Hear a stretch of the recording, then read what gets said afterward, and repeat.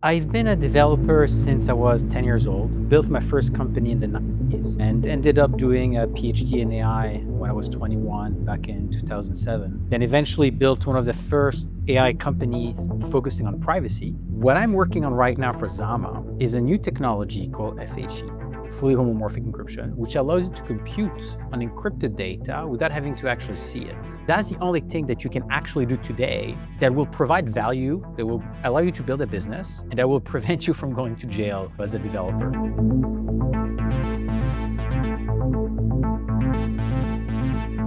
Round Hindi. Hello. Do you know who I am? I've seen your videos online. That's why I accepted to do the podcast. I see, but did you know before I reached out to you?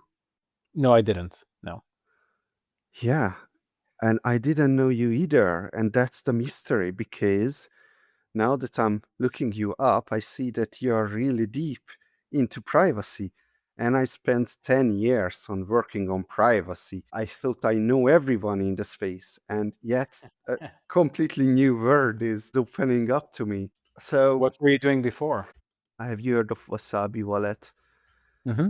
Yeah. That's how you. I think the only way that you can anonymize Bitcoin. I created Okay. it. Okay. Yeah. Okay.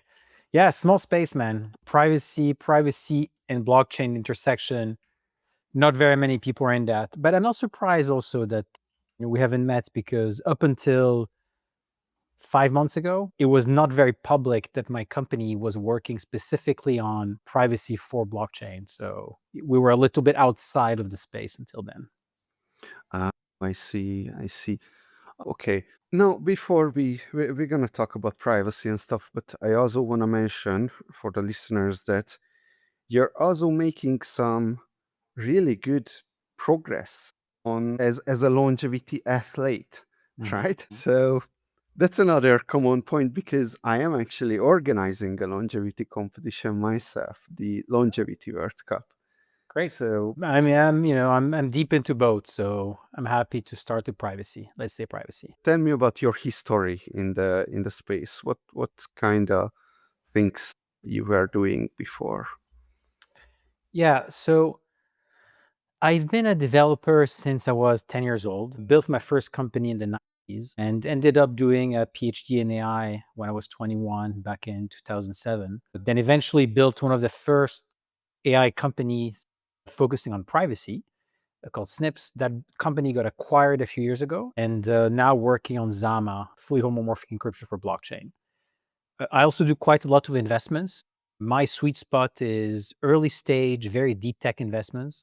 So I like to joke that if an investor doesn't get what a founder does, the founder should come to me instead. So I really try to be the first check in some of the most ambitious projects.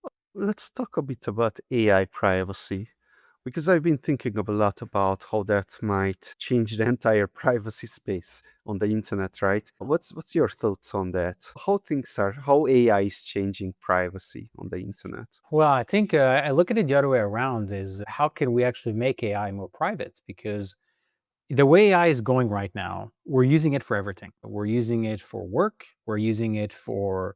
I use it for medical research, for example. It's great at helping me, swift through papers and finding interesting things to read, right? I use it for coding, so it knows my code.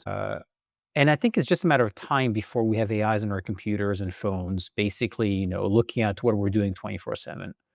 Currently, all this data goes to OpenAI, Anthropic, and they analyze it on their servers. So all of the privacy relies on trusting them not to get hacked or not to look into the data, which historically, if you look at companies, they have not been very good at segmenting, the user data from everything else. Not saying there's going to happen to them, just saying that historically, companies typically look at the data. So it's very clear that there's no way that AI is going to scale to be everywhere in our daily lives unless we find a way to protect this data. So my previous company, Snips, the way we went about that is we just did everything on device. So we didn't even send the data in the first place, so you didn't have to worry about it because it was on your phone. The problem with doing that is you're very limited in terms of computing power. So you wouldn't be able to do ChatGPT on a smartphone, especially not in 2015, 2016. It was way too early. What I'm working on right now for Zama is a new technology called FHE, fully homomorphic encryption, which allows you to compute on encrypted data without having to actually see it. So that's actually a great way where you could do the computation server side, so say on OpenAI servers, but because the data is encrypted, OpenAI doesn't see it. It doesn't know what you're sending to your agent, but it can still send a response, which itself is encrypted and you can decrypt. So think of it as end-to-end encryption, like you have in messaging apps, but for any kind of online service that you might want to use, AI being one of them. Oh, wow. Okay. Uh, okay. I have so many questions already. Great. Okay, let me recap there. So just for people who are listening. Okay, the main problem is that the computation is happening on another server, and how you were going about it is that the AI was running locally, which is like perfect privacy. It's your computer, doesn't leave perfect. Now, the first question is that how do you see the future? Will large language models be small language models small enough for us to run locally in the future, or it's just not gonna happen? It's probably going to be something hybrid. You're going to have local models, which are going to be powerful, but not as powerful. And you're going to have cloud models, which are going to be the most powerful ones. The second thing also, which is interesting in the cloud that is hard to do on device, is communicating with other services and other users' agents. So if you want to have a multi-user type of interaction, it's very difficult to do that peer-to-peer from two like local devices. It's much easier to do that from blockchain or from a server in the backend. So I don't think it's likely that AI will be fully on device. I think it's definitely going to be a mix between server side and client side. And for the server side, you need privacy technologies like FHE to protect it. All right, then let's move on to FHE. But okay, the problem here is that you want to send a computation request in a way that the server doesn't know what it's computing. Correct.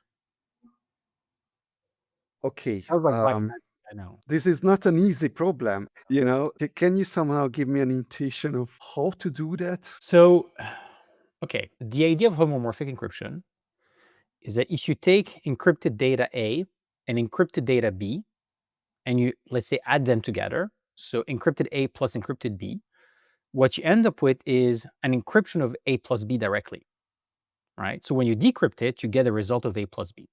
So this is what we mean by homomorphic. It means that the operation you're doing on the encrypted data is still correct after you decrypt it. Um, the best way to imagine how it works is imagine it give you a number, let's say 5. This is A. And then another number, let's say 10. Okay, if you add them together, it's 15. The way that you encrypt those numbers is you add a random value on top of it. Okay, so let's say you're going to say A is now 5, on which I'm going to add 20. So your encrypted value is 25. And B is 10, on which I'm adding another 10, so it's 20. When you add them up together and you remove those extra random value added, you can still get the correct result. So think of it, it's like you're taking the value and you're adding like a kind of mask on top of it, but you can then remove that mask later on after the computation. Okay, let me see. So I encrypt an apple and I encrypt a pair. So you don't know what did I encrypt, but I wanna like mesh them together or something like that. But I don't have the equipment, so I give you the apple pair, encrypted apple pair. You Yeah. don't know about that, but you mesh them together and then you send me back the mesh together encrypted whatever. It's not encrypted, but you send me back and I can decrypt it and I gotta get the mesh together stuff, and you don't know what you meshed together. Sure, but like, sure, you can do this with numbers. Okay, I know how you get to compute. Everything is numbers. Right. So when you take like a large language model, words are represented as numbers. Uh-huh. And so the neural network, the LLM, is working on numbers. It doesn't have a concept of words. It has a concept of numbers that are encoding those words. So anything that exists could be converted into a series of numbers that you can encrypt, and then do this kind of computation on. The difficult part about homomorphic encryption, FHE, is that for a very long time, it was very, very slow, very difficult to use, and very difficult to apply to something like artificial intelligence. So the big kind of breakthrough of my company, Zama, is that we created the first FHE technology that actually works at scale in terms of performance, that can be used just like you're writing Python code. So there's no need to learn exotic cryptography to make it work. You just say encrypt, add, decrypt, and you're done. And it can apply to anything from AI to blockchain. So AI is a very big use case of it. But interestingly, where we found was the most demand for this technology was blockchain. Because if you think about it, everything you do on a blockchain is public. I mean, you know that you built a privacy wallet. So obviously, you've been aware of that problem. Everything on a blockchain is public. And the reason why it's public is because people need to agree on the result of the computation. But now, if the data that you're computing on is encrypted, you can still agree on the result of the computation without actually seeing the data you're computing on. So Mhm, all of mhm. a sudden, you can have smart contracts on public blockchains that are operating on private data. For example, you have a token, your balance and the amount you're transferring are encrypted. Nobody knows how much you're sending, but it's still a smart contract running. And because you've got this public verifiability of the computation, and because everything is just a smart contract, you also have composability. So you can use this encrypted token as part of an encrypted swap, as part of an encrypted lending protocol. That's why this is so powerful, is because it takes existing public blockchains like Ethereum and Solana, and it adds a layer of privacy on top without changing anything to the way that these blockchains operate. And that's why Zama as a company, we decided to really go after blockchain as a use case, is because we looked at this, we're like, oh my God, like we're solving the biggest problem of blockchain, which is how do you make privacy on public blockchains without losing all of the advantages of being a blockchain? All right. All right. Do you have applications yet, or it's all Yeah, yeah, theoretical? Yeah. definitely, definitely. So one of the first applications that's being built on top of, basically Zama on Ethereum, for example, is an on-chain bank called Raycash. It's not yet public, but we know because we work with them, obviously. So Raycash, do you know this app called Revolut, this banking app called Yes. Revolut? Yeah, okay. Revolut is great, great product. The way that Raycash works is they do exactly the same. You have a debit card, you have an IBAN, you can earn yield on your money, you can get your salaries paid in, you can spend it for your groceries, you can buy crypto with it, anything you want.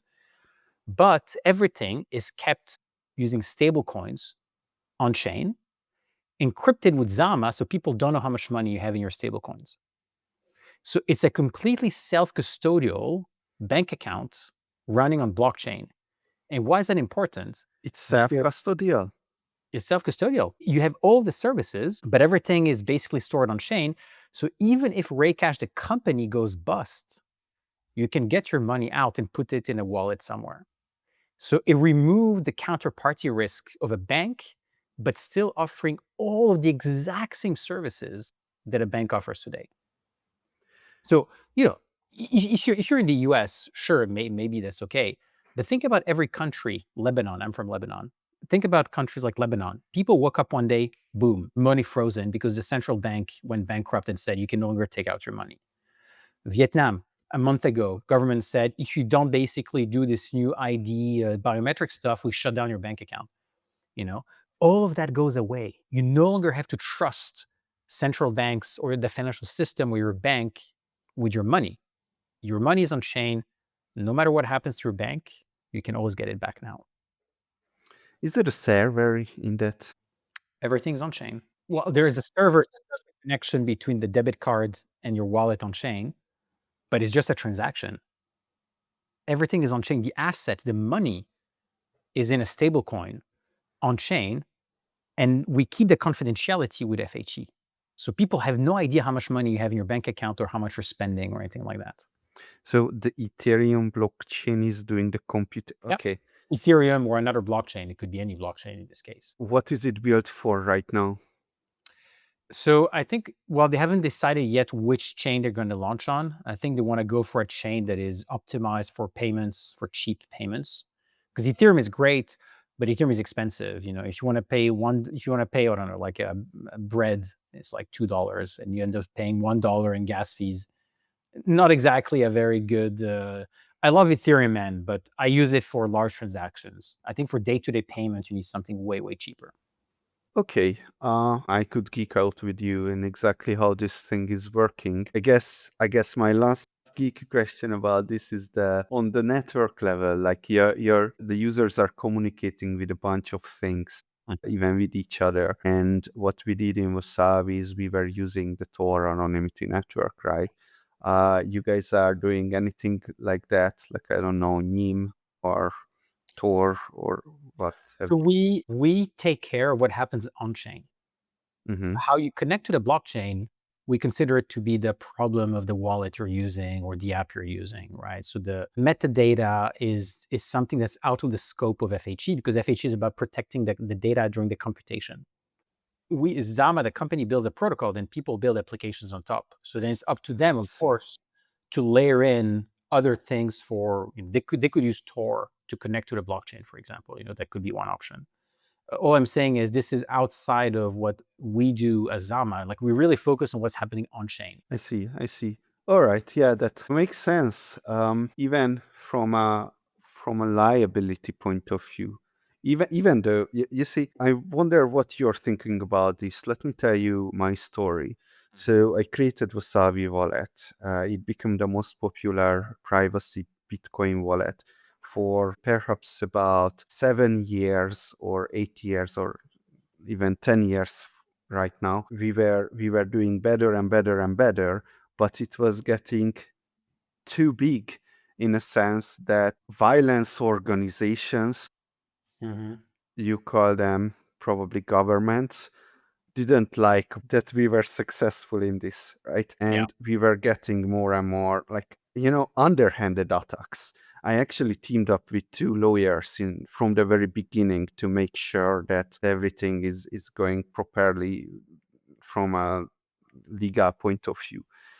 But we were getting underhanded attacks like, oh, our bank accounts were closed. We have no idea why or what else. The US Secret Service was asking every single service that we were using online, like Google, Cloudflare, whatever, that for the entire history of what we were doing. Or someone was trying to frame us in the company registry with fake blockchain data, which we were miraculously able to prove that they were getting fraudulent information because of the inconsistencies inside the information that they were getting. So, we were getting this kind of underhanded attacks. And now what we have is that our competition, Samurai Wallet, is in jail. Of course, they were like stupid as fuck because they were begging for Russian oligarchs, please use our service and shitty things like that. So we were not, it was different, but they are in jail. But on the other hand, you probably heard about Tornado Cash. Of course. And one of the developer is in jail in the Netherlands, right? The other one in the US, they didn't say he was not guilty. The jury couldn't reach a verdict. Okay, so he was guilty on one account, but he's going to lobby and probably win because he wasn't an unlicensed money transmitter. Whatever, what's the point here? The point here is that the powers that you're going against when trying to build privacy are huge and they play dirty. So what do you think? Yeah, that's a very fair question. So I think there are two ways you can think about that. First of all, I think privacy is a spectrum. You can go end-to-end encryption, and you can go privacy with regards to only a specific group of people. So the way that we approaching as Zama is we focus on use cases which are mostly financial, tokenized, on confidential payments on chain, confidential asset management, confidential banking, which means that the users we're targeting are themselves compliant organizations with their own KYC, AML rules that they have to follow. So We don't force them to do end-to-end encryption. Instead, what most of them are doing is they're replicating the TradFi model where the on-chain data is encrypted, but they, as the service provider, give themselves the right to see the data of their app and users. And so by doing that, you're basically protecting the privacy of your user from other people on chain, but you as a service provider still see everything. And so you can comply off chain like you do with a traditional bank. My bank, they see my bank account. I see my bank account, but you don't see my bank account. This is what, they're trying to do on chain. So from that perspective, we're not doing anything that is not already being done in Web 2. Now, if someone starts using the Zama protocol for money laundering, illegitimate reasons, we've been very clear about that. We're just going to blacklist the contract. Just, not welcome on our protocol, period. Our protocol is for legitimate institutions who need confidentiality for legitimate business reasons, banks, payment providers, that kind of stuff. We had to make that choice, not because we believe that this is how privacy should be. I'm like a privacy maxi. Like for me, everything should be encrypted end to end and that's it. And let's stop talking about it. But because that's the only thing that you can actually do today that will provide value, that will allow you to build a business, and that will prevent you from going to jail as a developer. You have to draw the line somewhere. And unfortunately, today, the line cannot be drawn at, we'll let anybody do anything, because as you said, it's not going to work. The second thing as well is Zama as a protocol doesn't actually offer privacy out of the box. What we do is we give people a toolkit to build applications that enable confidential features. And so if you think about it this way, we are not the one hiding the transactions. The one hiding the transaction is the token issuer who launched a confidential token using Zama's technology to do that. And so we believe that we are not actually responsible for what people are building in the same way that Ethereum is not responsible for Tornado Cash. The Ethereum Foundation didn't get sued and went to jail because someone built something on Ethereum that was against the law. And in the same way, we don't think that Zama is going to be in trouble if someone builds something on top of Zama that breaks the law. Yeah, that removes that puts you. I was often thinking about what if I would have only built the API and the core service and never have built the wallet interface. Would have just that changed things? I Right? think that would still not have been enough. I think the way that you should think about this is if you provided an SDK where people could use Tor, use ZK, use all the feature to assemble a confidential wallet, then you'd be okay because you're not providing a service. You're providing technology that can be used in many, many different ways, one of which is building an anonymous wallet. And that's what Zama does. Zama doesn't provide a confidential transfer feature. It provides a set of tools that allows you to build multiple use cases, one of which are sending tokens confidentially. Another one, for example, is running an auction on chain with sealed bids. Another one is building like games where you need encrypted randomness. So it's pretty wide what you can build. Again, different from Tornado Cash. Tornado Cash had one use case, which was anonymized transactions. I see. Yeah, okay. How do you make money then if you're only providing tools? It's a protocol. So anytime people use a protocol, they need to pay fees to the protocol operators. Zama is one of those operators, and there's also a token. So of course, the company holds some treasury of that token. Okay. Well, all right. I'm not fully familiar how that works, but that's okay. I wanted to touch on the blacklisting part as well, because that's possibly the worst period of my life was when I made the decision to do the blacklisting in Wasabi Wallet. Mhm. The writing was on the wall that shit's going to happen if we are not doing something. At the beginning, we didn't even know that we can actually do this blacklisting thingy. Like we had no idea. We didn't think about it this way. How would we even get a blockchain analysis company to look at the volumes, whatever? But later on, the writing was on the wall, and there were more and more news articles about like illegitimate use of the blockchain, even though we couldn't verify any of that, right? That's the problem. We are not the blockchain analysis company, so we have no idea. So then I made the decision to blacklist, and the entire internet went, crazy. Not like right now. Now the privacy developers are getting thrown in jail, so people are understanding. But at the time, it was only those people who were keeping up with what's happening, how the White House is Yeah, I mean, thinking and look, moving. I totally understand, and I think it's a question of timing and audience. When you launched, you were early to that game, and the people who wanted that were not banks and financial institutions who wanted to use blockchains confidentially, right? So I think, it's much easier if your users are, banks and payment providers, which are legitimate companies who actually expect you to play game with regulations and be compliant, than, if you're targeting random people on the internet who are using it as individuals. And I think Zama is positioning itself as a B2B protocol, right? Mm. Like, we provide a technology to people that build apps that require confidentiality. So it's up to them to decide what level of privacy and confidentiality they want to offer to their users, not us. We're just a technology and protocol provider.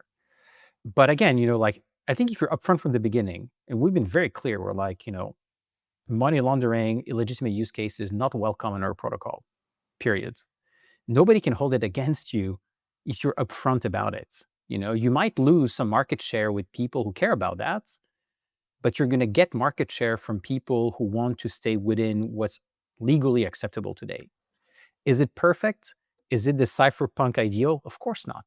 Right? Like, and trust me, like, I spend every single day thinking about those trade offs because I don't like making those trade offs. But we do live in a world which is not in isolation. You have to take into account what your customers want and what the law allows you to do. And today, unfortunately, you cannot just go, let's just launch whatever and see what happens. It's no longer acceptable. So, like, you know, you you had a pioneering role. You had to take all the shit so that people like me could figure out where the line was. And for that, honestly, man, thank you, because I know it must have been really, really tough. It's much easier to do it today because we know what we can do and what we cannot do. Yeah, the mob with pitchforks in front of your Yeah. door. But ultimately we are cypherpunks and not cypher fools. Do the most we can with the circumstances we have to play in. Yeah, that's right. Well, let's move on to some more rosy topics, which is how to make people live forever. Yes.